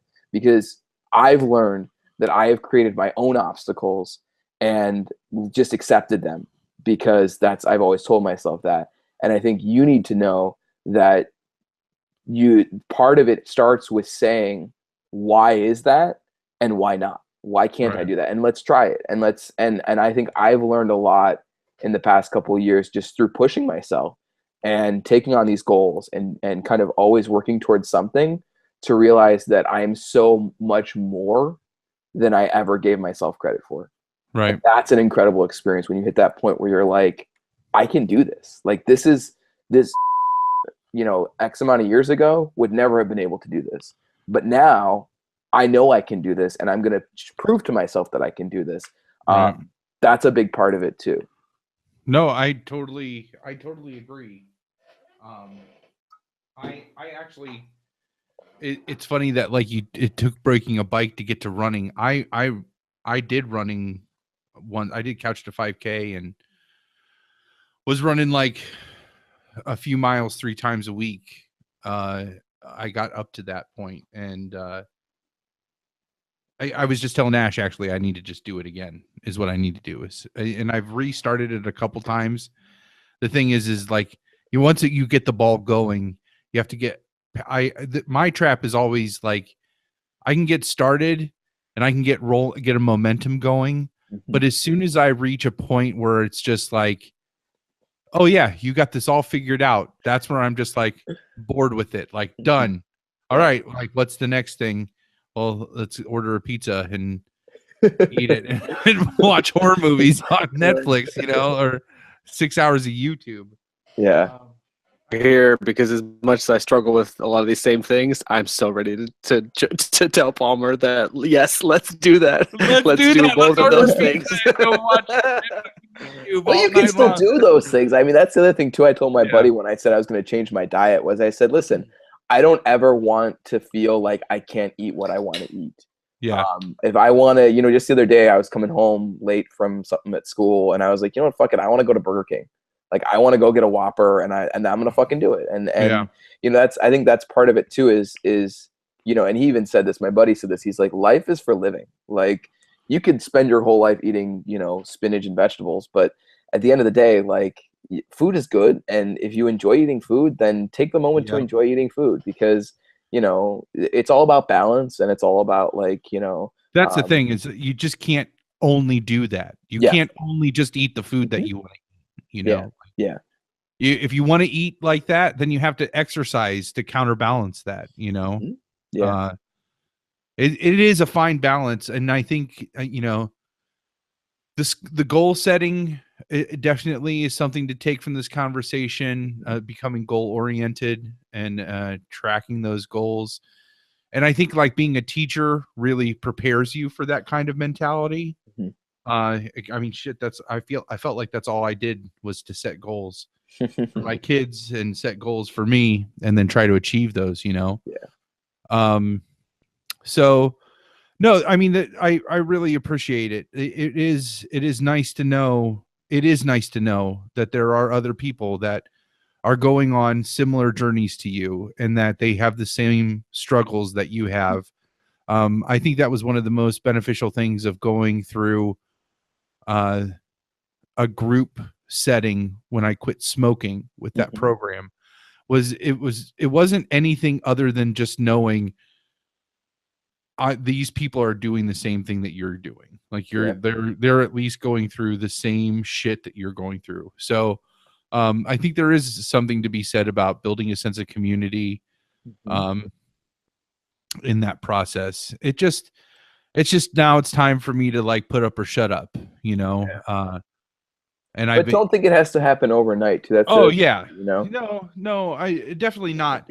But more could be happening. That's the I feel like part of that too is just the society where we live in, where it's like, you want to be hard, but don't be too hard. And it's like at the end of the day, though, it's all about action. You could try to find the balance in whatever all day long.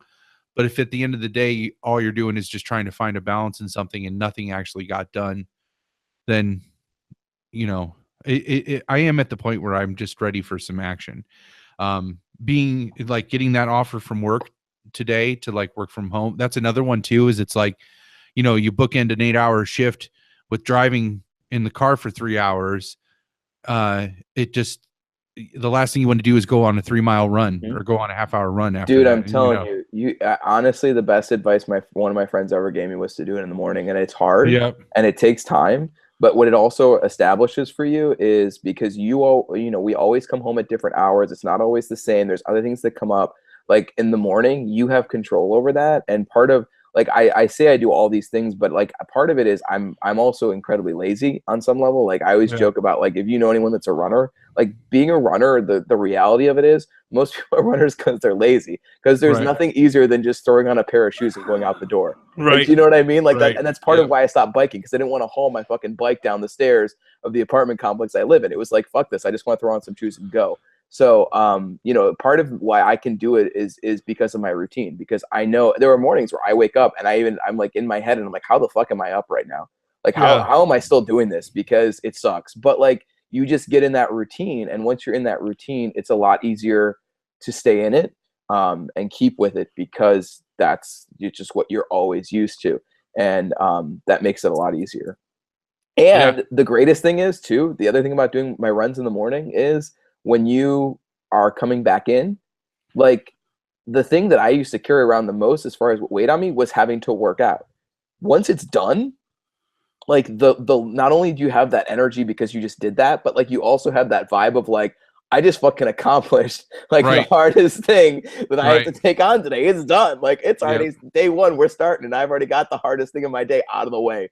So that helps out a lot. But yeah, that was something I had to get into, because I was never a morning person. But then, you know, I just started doing it. And so like, as I'm continued, like, goal setting can become very addicting. You can start setting a lot of goals. Like, as you succeed, you start to do it more and more. And so like, the other thing I was doing, and this is a conversation we were talking about earlier, in that, like, I realized that I'm waking up early and I'm still tired. So what I need to do is go to bed earlier. So like, one of the things I've been doing for the past like 2 months is I'm in bed by 9, and I know, right? And I read a book for a half an hour and go to bed at 9:30 every single night. And it's kind of two goals that I've set, because the one is to get more sleep, but then also, like, I've been wanting to get back to reading, because I used to read all the time before I went to bed. And so now it's kind of like a twofer to get that out of the way. And that's, you know, that's just helped a lot as well, as far as just taking care of myself, because when you get home, you probably realizing it now, unless you're a total night owl, like, you think about what you really actually get done at night, you don't get a lot of shit done. At least I never did, because I do, but I know what you mean. I have to. That's my. But I know what you mean, and I have to have the same struggle at night. I'm like, I'm tired. I'm like, this fucking documentary about me is not going to make itself. I have to. I know what you mean. Palmer, do you you obviously don't air any more than you want to, but when you said don't tell Ash about this, do you think she won't like the idea of you reading at night? I only ask because I have a similar... no, she has been, like, seriously, since we have gotten together. When we first started dating, oh man, this is, of course, the Palmer exaggeration, but when we first started dating, she would go to bed at 7 o'clock. Seriously, really? No kidding? Yeah, like, and I mean, you only met Ash in person that one time. Yeah. But like, this is no joke about Ash. Like, I make the joke that, like, oh, Ash is about the pumpkin. And that, like, it literally flips a switch where she is awake and sleeping, and she can fall asleep anywhere, and it takes less than 3 minutes to fall asleep. Wow. Like, and like, she could just be, you could, like, wide-eyed talking to you and then snoring in the next breath, right? And but since we started dating, like, we have slowly crept up to where we stay up on a normal night. We'll go to bed anywhere between 10:30 and 11:30. Wow. Like, usually it's around 11, somewhere in there. But she has since, at least for the last year and a half or 2 years, like, we need to go to bed earlier. We just need to go to bed earlier. And that's what I meant when I was like, don't let her hear this. Because Mr. J's talking about going to bed at 9 o'clock and only reading till 9:30 and then being asleep by 9:30. Like, no, like, if I try to, like, and again, I know, like, this is falling into the, like, why can't Palmer do this trap? And I know if I exercise, like, it would be easier to fall asleep earlier. I totally agree. That's help. It would really help with that. But man, like there are some nights where it doesn't matter how much I exercised earlier in the day. And it's almost like the harder of a day I had even could make it harder. Where there are some days that my brain is just going 100 miles an hour and there's no chance that I'm falling asleep before 2 a.m. You know, like that's such a specific and heartbreaking number. Yeah, like there's like, and I mean, in those really bad nights, those are really rare. But when but I could tell you at 10 o'clock, it's going to be one of those nights. You know what I mean? Oh, really? Oh, man. Yeah, like where it's just like my brain's just going, you know? Those are the days when I have caffeine. Yeah. When I have caffeine now, I'm actually kind of afraid of it because I'll have like a cup of coffee occasionally, and I'm not drinking like a shit ton of water throughout the day. Like this is true stories. Like I will drink a cup of coffee at like 8 in the morning on a Sunday, and I won't be able to go to bed at 10 o'clock. Like my mind will and that's all I've had was just that one cup, and that's because it's that powerful. Which I hate because I mean, the days that I drink caffeine, like I can be super, super productive because it does have an effect on me now. But I totally get that sometimes because actually just the other night, I had a situation like that, and I knew it was just like you said, like you're just lying in bed and you're just like, fuck me, like this is not. I'm not going to be going to bed, and you know you have to wake up early because of life, and so it's like I'm still having to wake up at 5. The anxiety up more. Like you're like, I got to get up in 3 hours and drive to Columbus. Like and you just feel like miserable. And you're just like, fuck you, just fucking fall asleep, just fall the fuck asleep, fall the fuck asleep. And it doesn't, and it doesn't, and it doesn't, and it doesn't, and just I know it. Oh, like here's a random like idea that would make a really good book that you should write. I'm never gonna fucking write that book. I'm not gonna write that book ever. Like, well, here's a great idea. And here's the plot. And here's the 17 characters. Oh, now that character makes you think about this movie over here, and then this thing, and this thing, and this thing, and this thing, and this thing, and this thing, and this thing. But I will say, having a routine has really helped with that. As far as like going, and the thing I read it online somewhere. Is it something like you should not have at least like a half an hour before you go to bed any screen time. So that was something that that's part of why it was part of the way for me to do reading. Cause I'm like, okay, if I read for a half an hour, then I'm starting to read again, which is great. And I'm also creating a routine that puts me to bed a little bit quicker. all the parenting tips for a toddler. Right. Apply them yourself. Like why is this like, how has nobody ever pegged this before? It's literally the same exact way you treat a toddler. You keep them on a routine, no screen time before bed. Yep. Do relaxing things before bed, like read them a book and do bath time. Wear them out during the day by exercising earlier. These are all fucking things that you have to do as a grown-up. Like, oh god, it's so true. Oh fuck. That's man. It's just like I just want to be Jabba the Hutt. Can't I be Jabba the Hutt? Like get Princess Leia, you know? Yeah, you got Princess Leia. So you got that cool little guy that just hangs out with you and he laughs at all your jokes. I want that guy. Who doesn't want that guy? Yeah, that's my best sliced noodles. No, Salacious Crumbs. Excuse me. Sorry. I was gonna say. Shit. I'm sorry, but in episode 34 of Log Walk Short Drink, you called him Fly noodles? What the serious fuck? Is delicious. Read my lips. Delicious crumb. You fucking moron. I'm not listening to your 4-hour podcast ever again. God. Fucking Star Wars nerds. Yeah, but he can't just be like Jabba the Hutt. He had a fucking empire. Jabba the Hutt did. A palace, if nothing else. Yeah. Yeah. All those dancers. I mean, you know. Yeah. That band. That It's awesome not band. a fucking cartoon. Right? Yeah. They're all fucking puppets. He had a fucking Rancor as a pet. Yep. Who doesn't want a He had Rancor? fucking Boba Fett bowing down to him. Yes. Yeah, you know? Yes. That's a big Who deal. doesn't want to be Jabba the Hutt? Sounding pretty good right now. Oh gosh. Or Pizza the Hut for that matter. Ah! You know? Oh, boss, you're delicious. Oh, that makes me want to watch that. I've been thinking a lot about Spaceballs recently. Yeah. Yeah. You know when we're gonna watch Spaceballs? Oh boy, here it is. In Des Moines. Yeah. There will be no be little sleep there. That'll be a good night for the 2 a.m. Well, and that insomnia. trip is going to be. I mean, it's just going to be a round trip, 24 hours, right? Like, I have to be back here for Ash's graduation. Like, she was just putting on her gown. She got her gown on because she graduates on Saturday. And I'm like, babe, you better be praying right now that God gives me a clean roads the whole way there and back. Like, so we'll get it. Got to think positive. Oh yeah, no, it'll be fine. We'll make it work. I'm not worried about it at all because I mean, the worst case is I would just have to leave early enough on Friday that I'm back at some point. Yeah, we see the movie on Thursday. I mean, I could easily see us watching the movie and then just podcast, and you know what I mean? Yeah, like, yeah. Particularly if the weather is troublesome. Yeah, absolutely. So we'll figure it out. It's interesting you mentioned. Oh, sorry, go ahead. As long as we get Mrs. Double D on board. Well, yeah. You gotta work on that. Don't worry, Mrs. Double D. I'll get you all the deets soon. Yes. I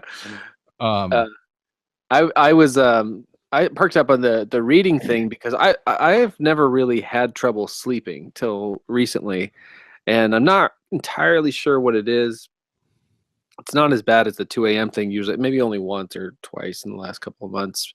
But I have noticed that reading does help. I've always wanted to read at night, but unfortunately that's just kind of, I mean, the bride and I do not go to bed at the same time anyway, because during the week, I try to do Monday through Friday, stay up and kind of work on my stuff. And then Sunday nights are kind of our sort of family time with the pups and AMC usually. The other family member. Yeah. Hardwick. The Walking Dead. But Saturdays is when I'm always up late. Actually, Sunday it's the one night where we go to bed at the same time. But I've always wanted to read at that time, but it just doesn't kind of work out with our situation and my other ambitions. But as I was having this trouble sleeping, and a lot of times too, it's like if I'm having a productive evening editing, if I get on a roll, then it's harder to calm down. But you got to get up the next day. I used to try to edit in the morning, but that never seemed to work out. Like by the time I get into a groove, then I have to leave. So anyway, but I've just started that recently, and it's helped to just try to stop by whatever time. It's like between 10 and 1 where I really get this stuff done, and 10 and 12 is what I really try for. But yeah, I find reading just a few minutes is helpful. I don't like read enough to be satisfied that I accomplished something in the reading, but I read enough to quiet my brain. And then my other little tidbit to the conversation is that without getting too much, I have some affirmations that I've developed over the last year to try to help with some issues, one of which is about health. And I posted that because this 10 to 12 business, or on the Saturdays when I just watch a movie or whatever, it's like 10 to 2, 3 if I watch at close range. Yeah. And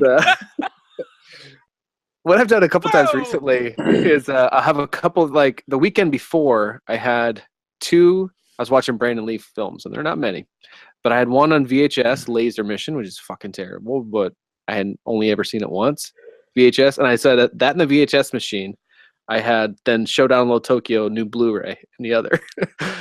And I'm like, which one am I going to watch, if any? Like, because I think I was trying to do something else first. And again, it's like 1 a.m. I was like, well, fuck it. I'll just try one of them, see if it grabs me. And I put on Laser Mission on VHS at 1 a.m. and I fucking watched the whole thing.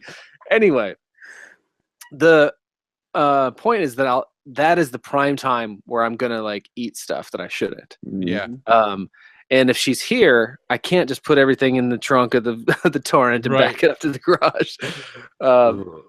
But what I did was I took that health affirmation, I wrote it on an index card, and I put it in the 2 places that I go. One is like where we keep the whiskey, because that's not something I'm just gonna pound anyway. But if it's like late and I'm all happy and stuff, I might have some when I shouldn't.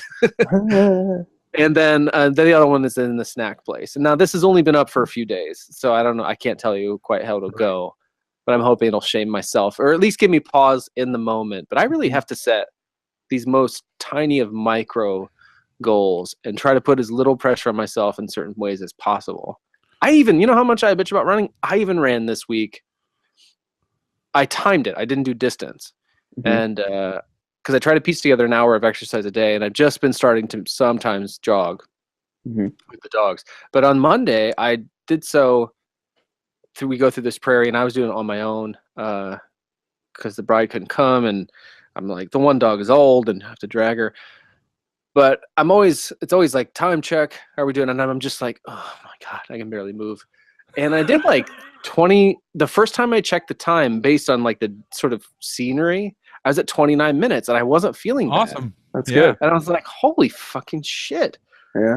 I don't know how long that'll last, but it definitely gave me this little boost. But that's like incremental over the last year. Suddenly that has happened. Yeah. But for me, it's really got to be like baby steps. And that's the thing too, is I learned that pretty quickly as far as like you plateau. Like plateauing is the worst when you're running. Yep. I mean, like I can tell you just in my own experience, the past like probably year or so, I've been just plateauing at the same mile time. And finally I broke through once I got back to 3 days a week, and I'm slowly chipping away at my mile time. And that's something that took, like, honestly, that took a year. I want to say it took at least a year, maybe more than that, to get it down to something that was, like, in my opinion, what I was shooting for. So that's one of those things that it's good to have, but you also can't rely on that all the time because you'll beat yourself up about that. I remember that happened even with biking. It was like, you just try to break these times. You're like, fuck, like, why can't I get off this one time? It's always this. But it takes a long time to get through that. And when you're shaving, especially when you're running, like when you're shaving like seconds, it's huge. Right. It really is huge. So you have to take that when you can. But that's really cool. That's awesome that you can go that distance for that long, because that's not easy either. I mean, that's the difference between, you know, if you're doing short distance running versus pacing yourself. Because like my pace is never like, when I run, like I don't look at it like being like, it's more of jogging.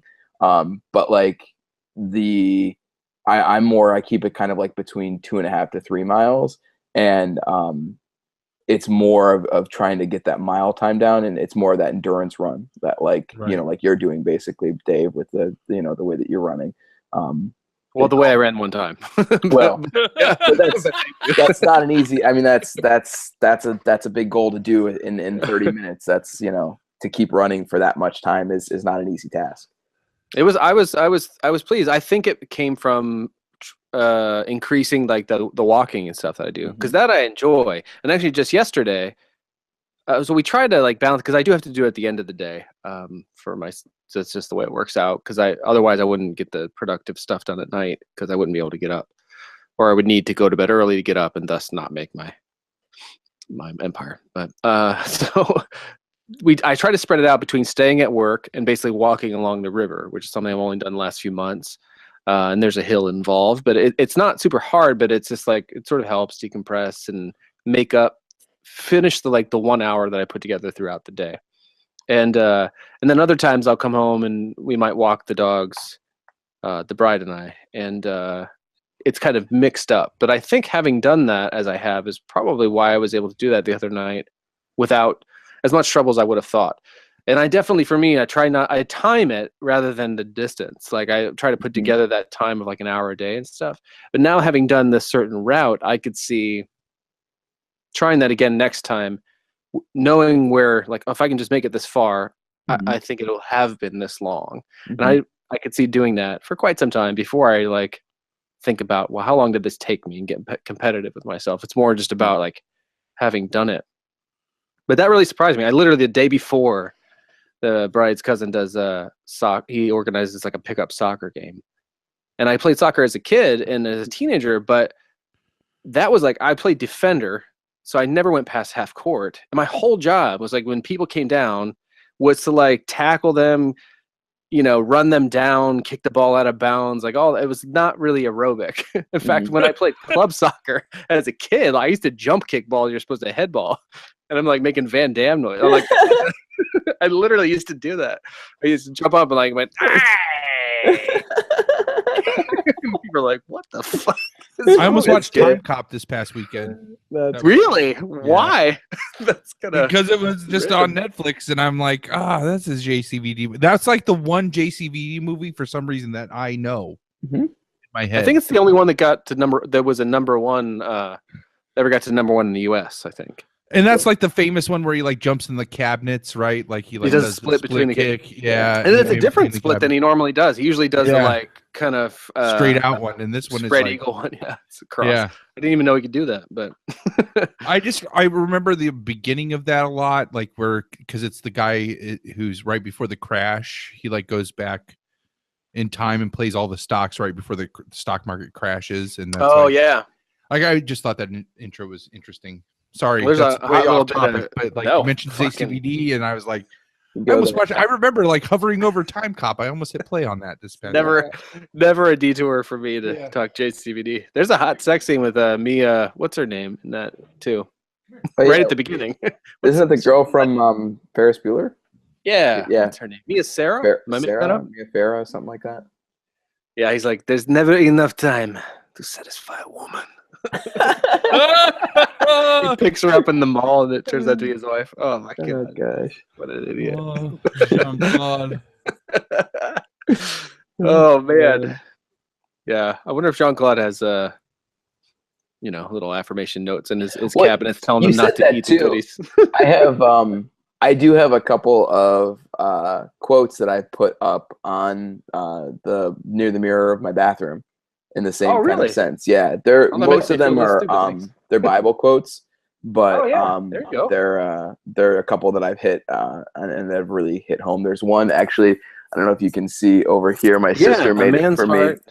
Plans his way, but the Lord directs his steps.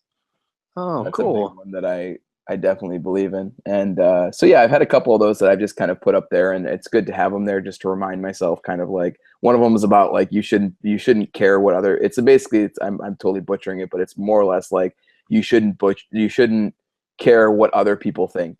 More or less that you should just know that what you're doing is the right thing, and that you shouldn't be motivated by what other people think, which is a big one for me. So yeah, and a hard one. I think that's a hard one for everybody.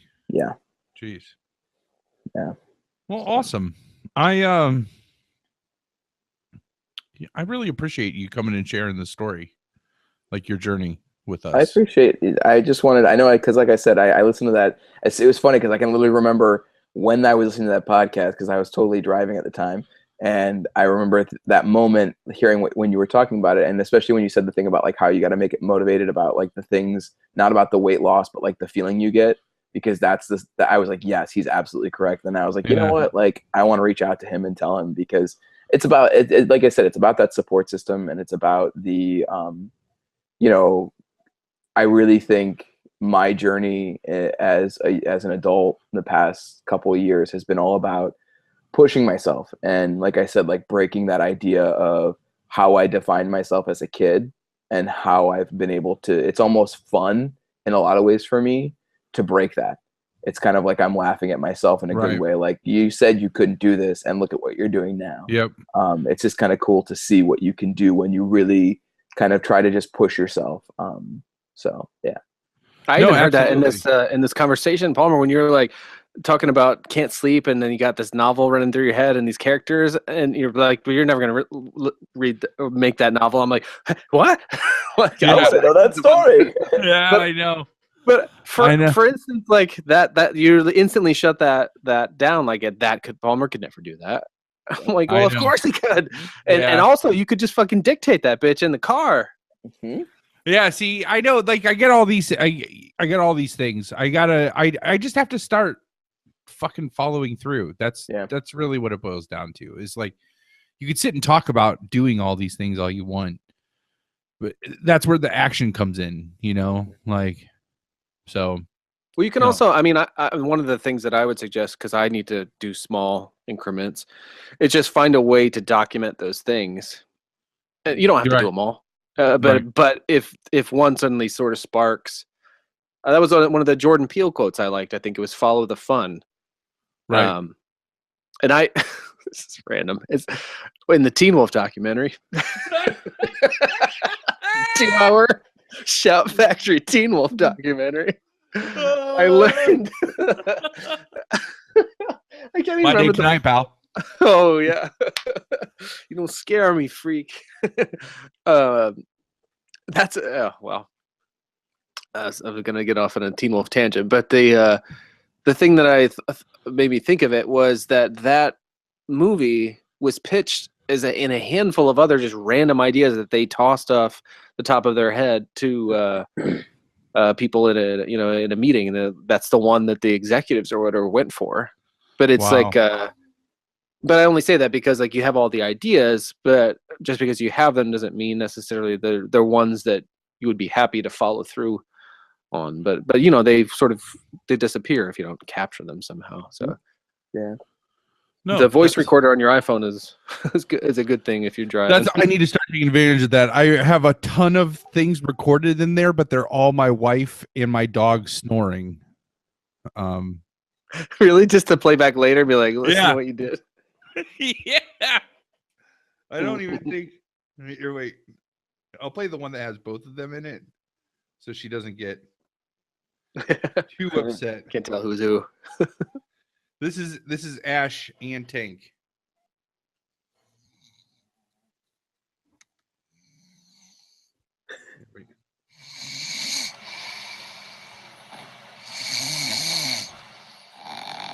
That's Tank.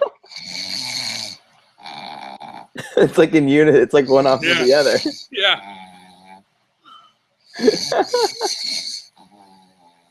Oh my god, that's funny. It's coordinated. That was one of those. That is one of those nights where I'm trying. It's 2 a.m. and I'm just like, just fucking fall asleep. Oh god. Oh man. That's funny.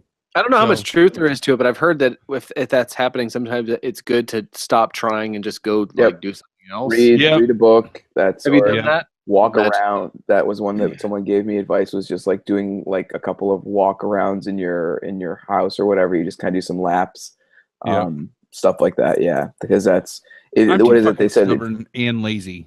That's the problem. Like I'm like, no, I'll fucking fall asleep. I'll show you who's the boss. I'm gonna fall asleep, and I don't want to get the fuck out of bed. I have to put clothes on, and then have to go downstairs. Then I have to come back upstairs. NyQuil works. I always, this is something I learned pretty early. I always have like a thing of NyQuil right by my bed just for those nights that I can't fall asleep. And I'll just fucking slam that shit back, and cake works too. Sometimes it doesn't. Sometimes it doesn't, but it's one of my sleep aids if I need it. Yeah. Awesome. Well, I'm close to a pee break, but I'm feeling like, I don't know. I should probably go. Yeah. I would say that because it's I'm good. I'm satisfied. Yeah, me too. This is a great episode. I think that we had a great conversation. Mr. J, thank you so much for coming on and sharing your story with us. Thank you. I definitely will keep you. I will definitely keep your offer in my back pocket, and definitely keep you posted on my progress. I have to get back on the wagon, and I think that is coming sooner rather than later. So I appreciate you sharing your story. I want to get Pumps back on here too. I want to pick his brain on. We learned like an armchair like nutritionist. That comes out in one of the episodes you haven't heard yet, Mr. J. And I did not know that, and I definitely would like to pick his brain. And I'm preparing myself already for it to be things I don't want to do. Oh But I really would. I want to get his take on. Ash really wants to do the ketogenic diet, and I just don't want it to be another Whole30. So yeah, that was intense. So intense. For anyone, I'm sure. Yeah.